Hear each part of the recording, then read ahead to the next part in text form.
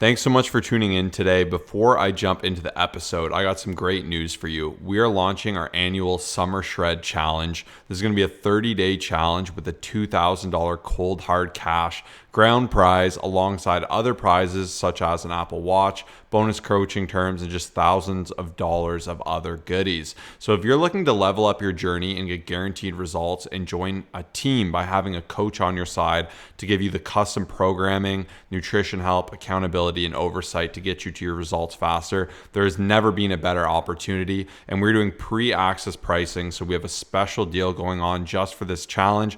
Once again, it's a 30-day challenge. You're going to get support before that this way, and you're going to get support after it to really help you be eligible to be a winner for this challenge. So once again, if you've been teeter-tottering, being like, okay, I'm ready to level up, I want to get in the summer, I need some real stakes, and you're fired up about a challenge, this is your chance. And with all that being said, all you have to do is click the first link in the description to find out more info. That entire page is going to show you the criteria, what the challenge is all about, some prizes, just some different visuals so you can take a look at that. And all you have to do is fill out the form that's on that page. Just give us a brief description as to what you're striving for, your goals. It'll only take you a few minutes, and that way we can reach out to you. As soon as we get your form submission, we'll send out some more details. We'll reach out to you through email and just get you the results that you finally deserve. So make sure to fill out that form as soon as you're listening to this, before you listen to this entire episode, because spots are limited, and especially with the early bird discounts, they're only set for a certain amount of people, which will fill up super quick. So we can't wait to help some of you awesome people, and we'll be chatting with you soon. What's going on, everyone? Welcome to the Fit, Healthy, and most of all, Happy podcast. I'm your coach and host, Josh, here with his co-host and co-coach, KG, and I'm in the house. And this is Motivation Monday. We are here to get you inspired, fired up, motivated, as well as educated, and really just to clear up some of the nonsense that's out there in the fitness industry and really just help direct you to where you can see better results faster in your fitness, your health, and your happiness. And if you're new around here, me and Kyle get very inspired by quotes. So we like to kick it off with some inspiring quotes that really impacted us, that got us thinking. And then we hope will also get you thinking just as well. We go into a client shout out, someone who has absolutely crushed it, see what we can learn for them so we can take that, apply it to our journey. And then we answer your questions, the questions submitted by our fantastic community here. And we have some really exciting ones for this episode. So I'm not going to ramble anymore. Let's kick it off with Mr. Kyle's quote. My quote for this week is, bet on yourself. If you bet on yourself, you'll never lose. And this is from Greg Plitt. So the other day, Josh sent me a video. It was early in the morning. He's like, man, you have to watch this. And I went down a rabbit hole, and it was honestly just super inspiring. And some people may not know who Greg Plitt is, but he was an amazing, just person for the fitness industry. His motivation still is just helping so many amazing people. RIP to him. He did unfortunately pass away a few years ago, which was super devastating. But, he had been around for a very long time, just an amazing inspiration out there. And I love his quotes. I love what he's all about. I love his videos. And honestly, there's just no chance that you won't be fired up just from listening to him speak and just the videos that he has out there. So I highly encourage you, check it out. I'll send you, in the description below, you can see one of the videos that Josh sent me that was just super inspiring with all his quotes, his speeches, and all that great stuff. But the main point of this quote, and because there were so many to choose from, that I really like this one because it's so simple. Betting on yourself, investing in yourself, even just when it comes to this challenge, like bet on yourself, like you deserve it, especially with this summer coming up. And I just know for a fact it'll pay you back over and over again. And I was just re-listening to an amazing audiobook by Grant Cardone, and I just really liked how he was talking about the different investments that you can make. And I was expecting him to start with different business aspects and real estate. And that was actually at the very end. And the first thing he said was invest in yourself. It'll always pay you back over and over and over again. And I think one of the secrets to mine and Josh's success over the years, between all of our transformations, our growth within the business, with fitness, with all that stuff, has just been constantly investing in ourselves. So I really like this. If you're not investing in yourself, I'm willing to bet you're missing out on some fantastic gains. I highly encourage you, start now. It's not too late. And that's my quote for this amazing Monday. Yeah, everyone gets super jazzed up about what socks should I buy, what is the best this or that. And once again, like the truly infinite potential of compounding and results is investing in yourself, investing in your knowledge, investing in your health, investing in your ability, doing any of these things. Even good food is a personal investment to your body and your system and your happiness. And it's one thing I've continually found. And I think this comes hand in hand with my quote for this week, which is, everyone is jealous of what you've got. No one is jealous of how you've got it. And this is from Jimmy Carr. And this quote really just hit me because all the time people will come up and say, oh, you got such a great physique. What's the secret? How do you do it? And like when I say, hey, I've been working hard, I've been lifting 13 years, I really make sure to stay consistent, I follow my macros, they're like, oh, no. But what like supplements do you take? Or what are the best exercises? And like, it's so easy to look at that end result to wish for it, but to not actually understand what goes into it and how to achieve it.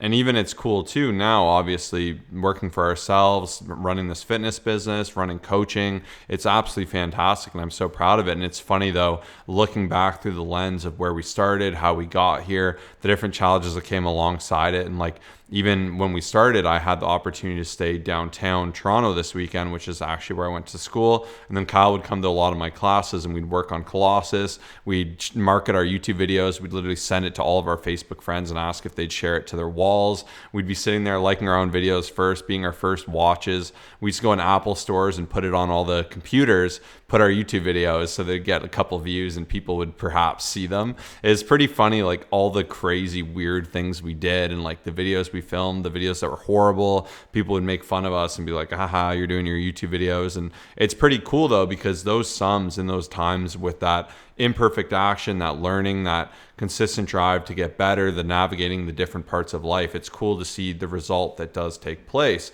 So similar to this, it's so easy to say like, oh, I want this, I'm jealous of it. But like you have to ask too, like what did that person sacrifice? What did they go through to get it? And even for you, I think you can reverse engineer this where when you want something, you're like, what will it take? How can I trust that? How can I buy into it? And even for me, when I started, I'm like, I will get fit because I'm just going to keep trying. I'm going to keep learning.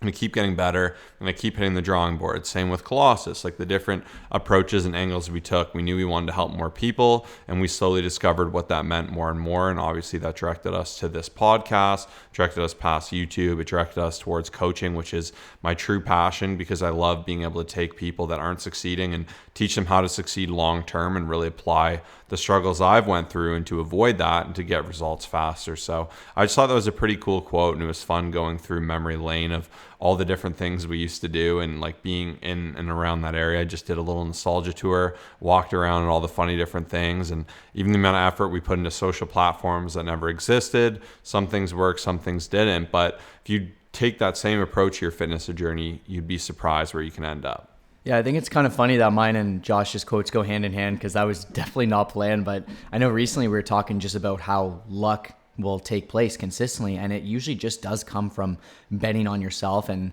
just really showing up for yourself, right? Because naturally you don't realize, but every time you work out, every time you eat healthy, every time you do something great for yourself, naturally just something happens, such as you feel amazing in your skin, or you just start to, your clothes start to fit a little bit better, and you're wondering like, what did I do different yesterday? Like what just took place that is kind of a catalyst to this? And then you don't realize that it's been those weeks, it's been those months of just like showing up consistently. Like you've been actually creating your own luck. And I know a lot of people can relate to this if you have gone through this journey.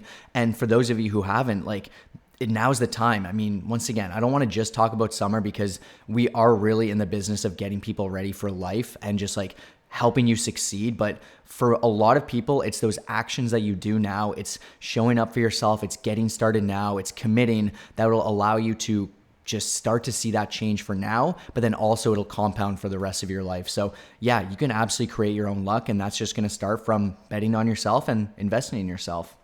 Awesome. Now we're going to jump into our thoughts. So that was more or less kind of what was on my mind. And I think it's awesome realizing that hard work. And I think no matter where you are in your life, there was something you wanted to achieve, you worked through it, you got there, and you're like, wow, I did this. And I think just keeping that enthusiasm when you start something new, as hard as it can be, and just trusting the process, you'll see that result come through. But that was mainly what was on my mind. I know Kyle has a note here he's excited to share. Yeah, so this is something I'll trademark or whatever it is I've coined, I think, and it's called the you don't need it principle. So this is a hard one, especially when you're dieting, especially when you're in a fat loss phase, or not even if you're bulking, like this can apply to anyone. But this is something I say to myself a lot, but also others around me, who are also on the same journey. It's kind of funny, but it's also very true.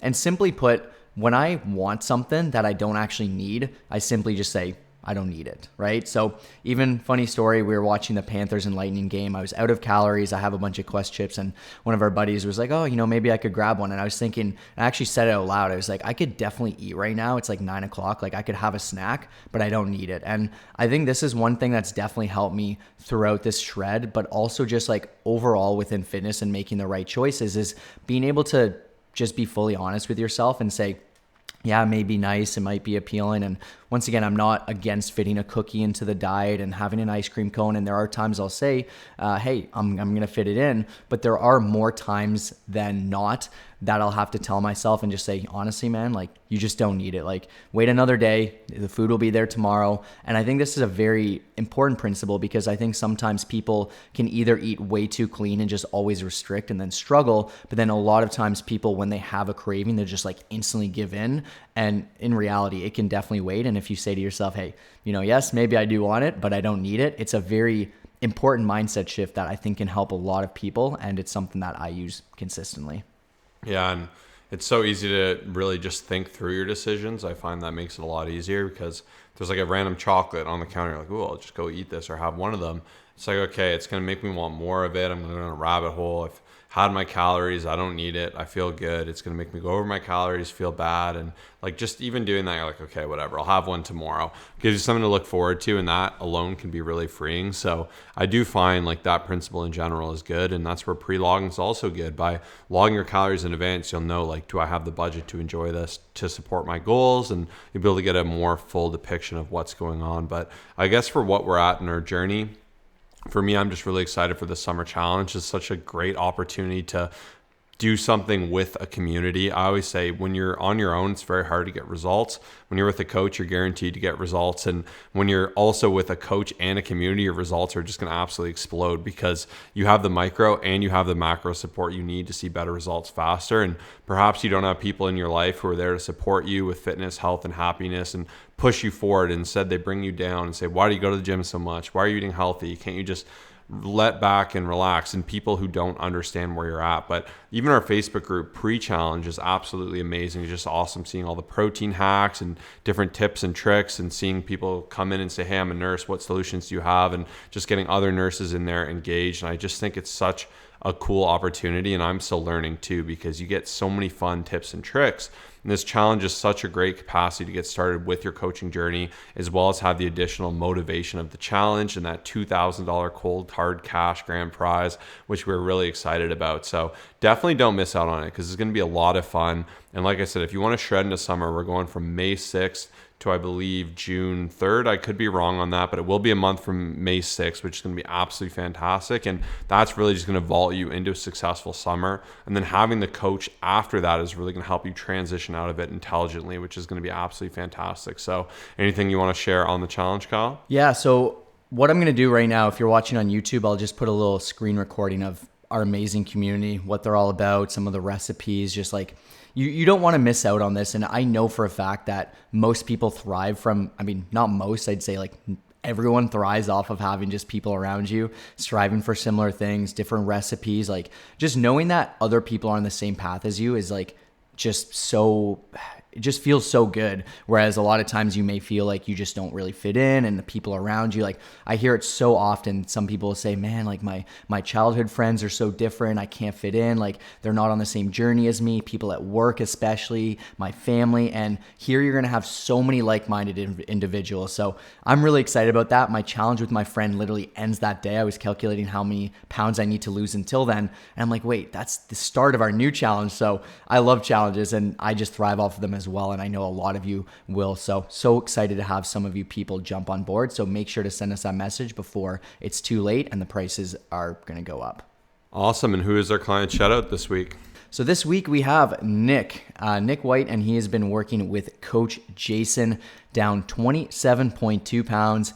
hitting new PRs. He's down over 5 inches in the waist. Another really cool metric is he got his blood work done before and after, and all of his markers are down and they're actually in the ideal range. So as always, posted it on the Instagram. It'll be probably up in a few hours depending on when you're listening to this, but it's always up on Monday with what he has to say about the program, his tips, his tricks, all that good stuff. But above all, just want to spend some time shouting him out. I mean, once again, like I really like obviously the hitting the new PRs, like personal records, down inches in the waist. But I really like what Jason had said about him at the end was just like his blood tests are so much better. And a lot of people don't realize, for those of you who have gone through a killer transformation, you probably will be able to relate. But every area of your life becomes better. Your confidence levels, your interactions with others. A lot of times, your kids, just the way that you have your more energy, the way you can keep up with them more. Here, obviously, the blood test, just your longevity, you're going to put years onto your life. So do not wait to get started on your journey. I really encourage you, take action now, start showing up, make no excuses. And 6 months from now, even 3 months from now, like 30 days from now, you can accomplish so many incredible things. You just have to start now. Don't wait until next week after someone's birthday. Don't wait until a month from now because your job's super busy and you're in finance or whatever it is. Like, get started now. You will not regret it. And yeah, good job, Nick. And we're so proud of you here. Yeah, once again, message us the keyword challenge. Message us personally. We will get back to you to @ClossFit, COLOSSUSFIT.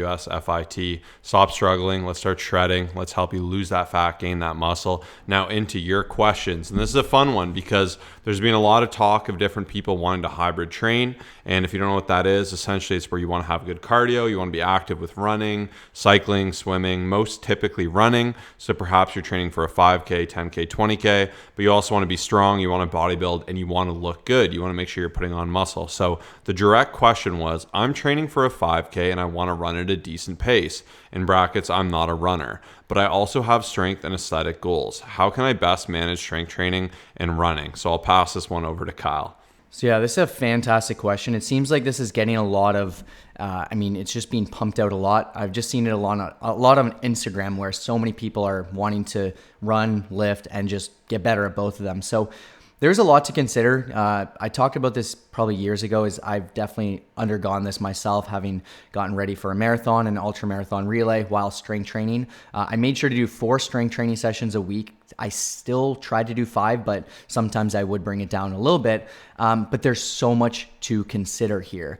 Now, where a lot of people struggle, and one of my first tips here is you really have to try to separate the time in which you do your run and your workouts. And this was one of my biggest strategies. I would always put into a calendar. I'll give you a bunch of different tips as well, but these are the things that worked for me.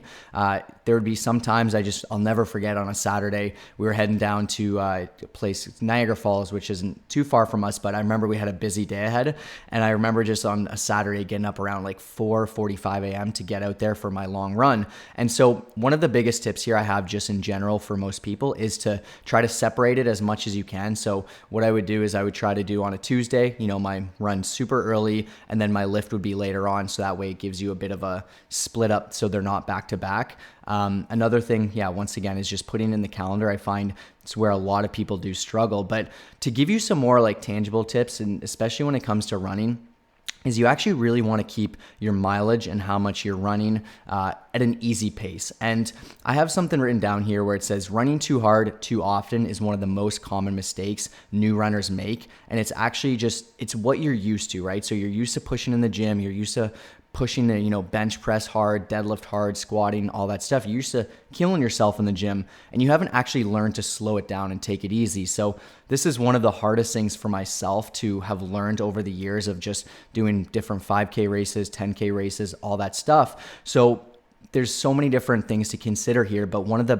best and easiest things to focus on is just being able to have a conversation when you are running. So whether you're doing your mileage of 5 miles or 5 kilometers or whatever metric you use, you should still, for the most part, be able to just have a conversation.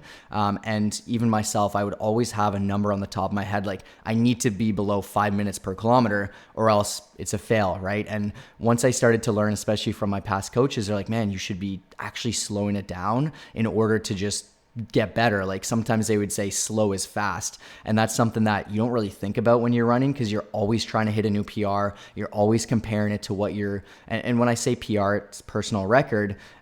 You're always trying to compare it to what you've done in the past. And when you start to detach yourself, like I would actually start to not look at the time and just go by feel. And it was so much better. My recovery was better. I was improving. I was able to increase my total volume for the week because I wasn't killing myself each time. So long story short is more miles will obviously be beneficial at a slower pace. Even trying to get yourself up to one long run per week, which is around 25% of your weekly mileage. So there would be times I would be doing about, let's say, 70 kilometers per week. My long run, which would be at the end of the week when I'm done all my lifting, when I'm done everything and I have a day to recover afterwards, would be around that 25 kilometer mark, which was just perfect, right? Because it would allow me to just build up my endurance, recover well, do it at a nice slow pace. I can talk, I can listen to a podcast, and yeah, there's a lot of things to consider here, but those are kind of the things that are on the top of my head, and hopefully that helps you in some way or another.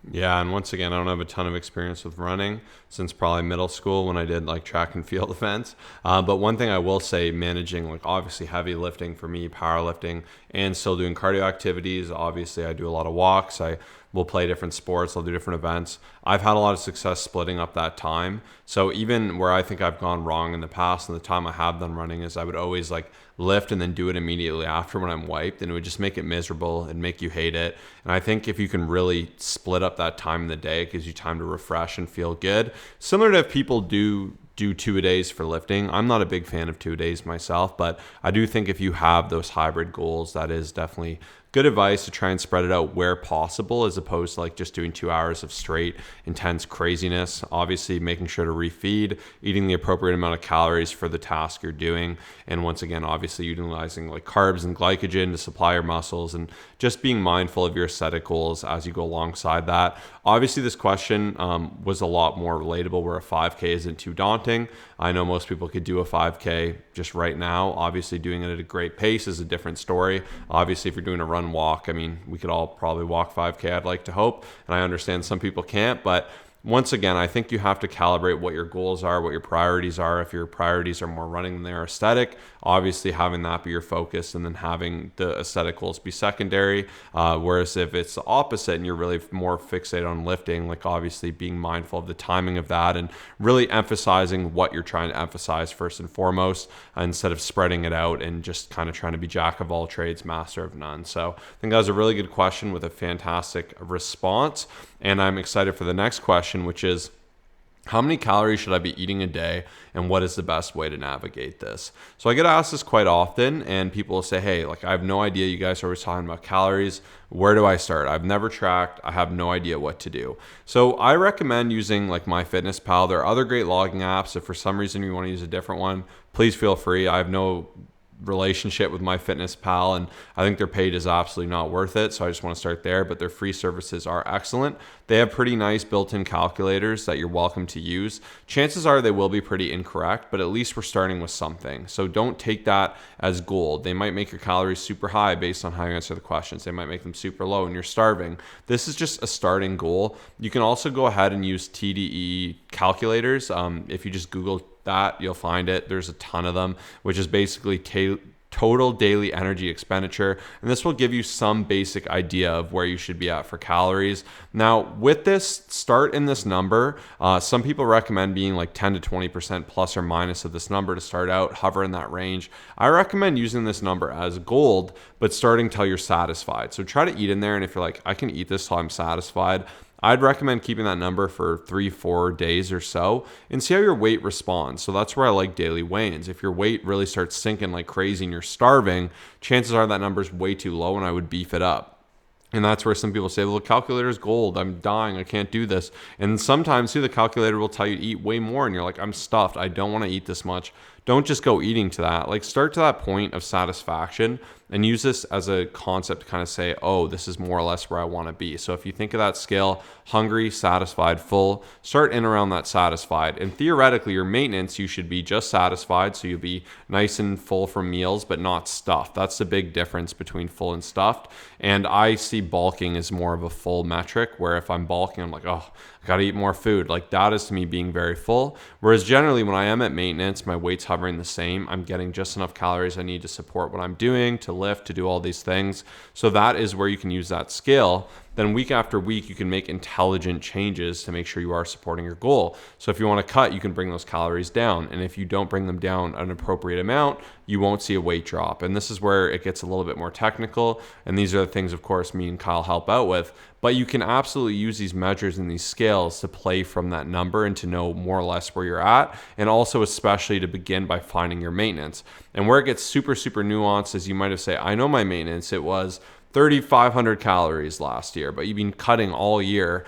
Chances are your hormones are pretty suppressed. You're at a different state. You have different muscle base. Perhaps your maintenance could be 2,600. There are adjusted maintenances for different phases of your life. The other problem too is if you actually take in your active energy expenditure, that can greatly vary. My maintenance could be one thing, and then my maintenance, obviously, through exercise would be very different. If I go, hey, I'm going to train for a marathon, I'm going to run every day, it's going to be a very different beast. So this is where it does get more technical than I'd like it to. And I know some people can self-regulate, but once again, having done this for 10 plus years with thousands of individuals, I have a great eye for this. And I'm just able to know pretty exactly where to be at and really to make calculated changes. But that is the gist. You should be able to apply that. Once again, I'd love to just do it for you so you're not spending all your time worrying about this. Let me worry about this. This is my specialty. And once again, we got that challenge. So message us that keyword challenge to us on Instagram at ColossusFit. Anything you want to add there, Kyle? Yeah, I guess I'm going to talk about a few common mistakes I see within this. And there's actually 3 of them. The first one would be the people who say, oh, I'm not losing weight. A lot of the times they're just, I know Josh mentioned this, but I see it happen so often. They're not putting the numbers in properly and they're actually not calculating the average. And I just think it's so important that you do this, because some people will say something along the lines of that. And then I look and I'm like, man, like you've actually lost 2 pounds this week on average. Just because you've gone up one day, that doesn't really mean a whole lot. So number one mistake is just simply not paying attention to that. And that's where we're able to come in and say, hey, trust the process, keep showing up, you're good to go, and it'll pay off. The other thing is that it's hard to get the proper data when you're being super inaccurate. So they'll consistently go out, they'll keep up their regular habits, they'll put everything into MyFitnessPal, but they're just not being honest. So, for example, let's say you go to a cool taco joint and you put a 200 calorie chicken taco and you don't really realize there's actually all these extra sauces, all these extra oils, all these things. The data is actually inaccurate because you think that you're having this amount of calories, and yes, you can decrease them a little bit and you'll start to probably see some change, but it's really hard when you're not being fully accurate within that. And that's something obviously very important to consider. And the last thing is just not giving it enough time. There's so many people out there who will be like, okay, I've logged in my calories, I've weighed in a few days and I'm still the same, but they haven't given it 1 to 3 weeks time frame to actually really see that change take place and to give enough metrics to actually start to compare against. So those are 3 common mistakes I see within that I see just a lot of people struggling with that I wanted to add on here. Yeah, awesome responses there. I do hope that helped. And once again, the key thing is just start tracking, start figuring it out, get serious about it. And this is one thing you can do that will greatly, I said it 3 times so you know it's serious, improve your results. So definitely don't miss out by not doing this. Final question we have for today is, how can I get more toned? In particular, I want to have less arm fat and really see those arms tone up. So toned is a really tough word. Toned is very hard to quantify what it is, but I think most people would agree it's the concept of having a low enough body fat and some muscular definition to be visible. And I know people will use the word tone over muscular because that's their way of saying, I don't want bulging muscles, I don't want striations, I don't want my veins popping like crazy. Most often you will see the tone word come from females or for men with abs. I find usually it's somewhere in that bucket. And what tone essentially is to that point, I think from that definition we just had, we can start making constructive application of how to get it. The goal is to have less fat so we can see our muscles more clearly and to build out our muscles.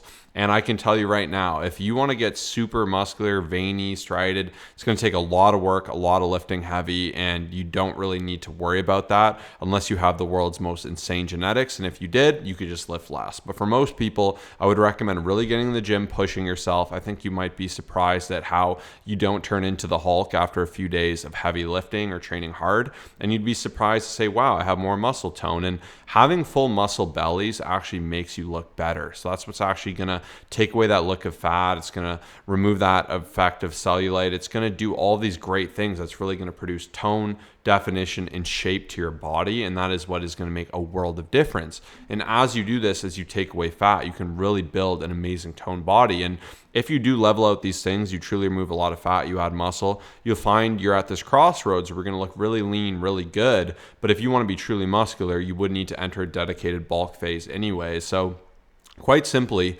lose fat, gain muscle. Best way to gain muscle, obviously training hard, being on a dedicated routine. Losing fat is being in a deficit, making sure you're getting enough protein to support that, staying consistent, taking care of stress, sleep, all those other factors. We actually will be doing a fantastic episode on Thursday that I'm really excited about. It's called Not Making Progress, Break Plateaus Easily with These Tips. And we're actually going to get really in depth into different things that can hold you back from seeing progress. So I definitely do want to encourage you to tune in Thursday. That is all I have for the tone question. What do you got, Kyle? Yeah, I mean, really just staying consistent with it is obviously the biggest thing with especially with the strength training, the eating. Once again, I do see a lack of patience as a hard thing that a lot of people struggle with, especially when you are trying to do both at once. It does take usually a little bit longer. I can assure you, especially with our challenge that's going to be taking place, there will be a lot of tightening and toning and losing body fat while building muscle taking place.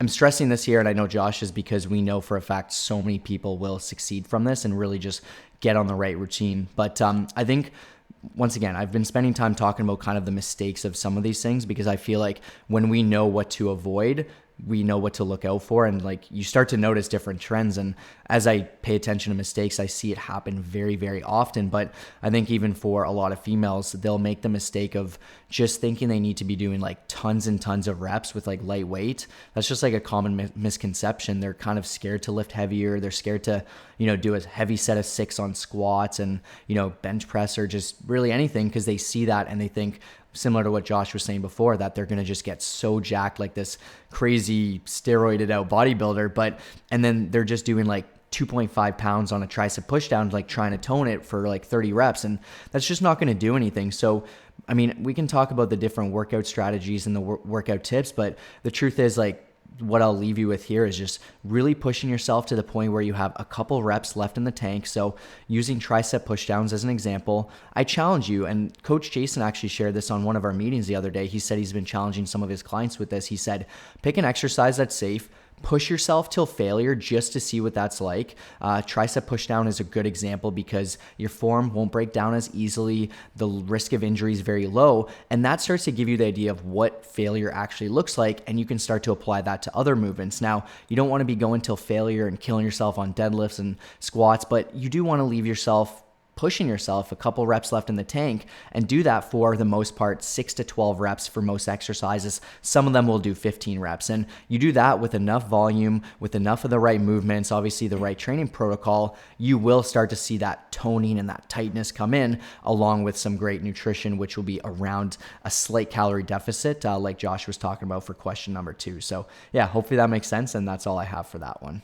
Yeah, fantastic response there. And once again, if you want to get better results faster, lose more fat, gain more muscle, be beach ready for summer, and enter our challenge, there has never been a better time. Pre-access pricing, you are worth it. You deserve this. Just go ahead and message me on Instagram with the keyword challenge to my Instagram @ColossusFit, ColossusFit. And I can't wait to get back to you on how I'm going to help you level up. So thanks for tuning in today. We'll see you in the next episode. Peace out.